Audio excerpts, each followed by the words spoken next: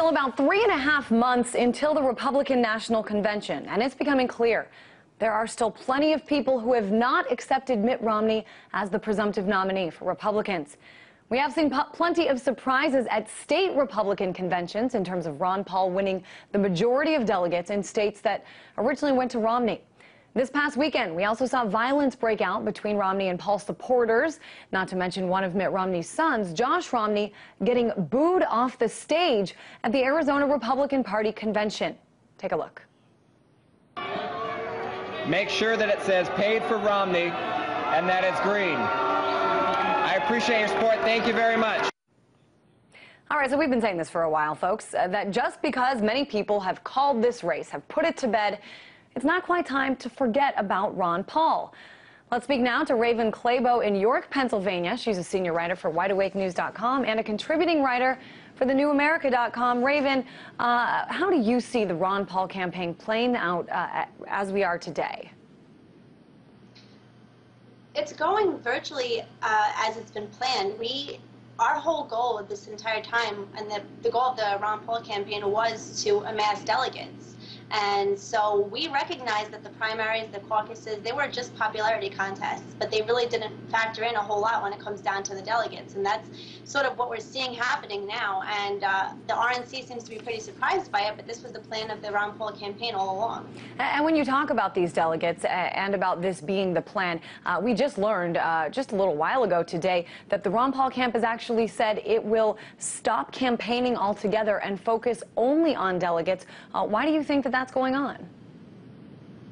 Because truthfully, Ron Paul has been blacked out of the mainstream media. He doesn't have the opportunity for, to get out into the public, to get his ideas out there. And so they recognize that that's really not an option for them anymore. So really, the focus needs to be on the delegates. The delegates are the ones that will choose the candidate. And so that's really where they're redirecting their focus, and that's probably the best idea. And there's been a lot of talk recently about this delegate strategy, about what Ron Paul's been doing. And we saw a lot of people, as you say, frankly surprised over the last few weeks with Ron Paul's delegate victories at some of these Republican state conventions, places like Maine and Nevada. Now, I know we're keeping our eyes on states like Michigan and Minnesota, but, is this one of those things that's just going to make the Romney camp more diligent in making sure this doesn't keep happening?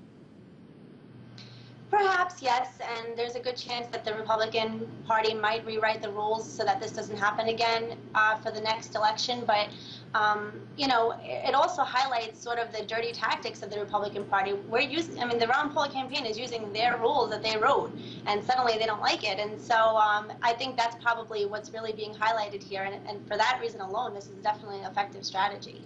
It's really interesting to me, Raven. We talk to Ron Paul supporters all the time, but even within the Ron Paul camp, there seems to be some disagreement about what supporters will settle for. For some, only the nomination itself is good enough, and for others, they're happy that some of the libertarian ideals have seeped more into the mainstream discussions within the party and on the airwaves. I want to get your take on this. Well, that's a tough call. Personally, we want to see Ron Paul, of course, get the nomination.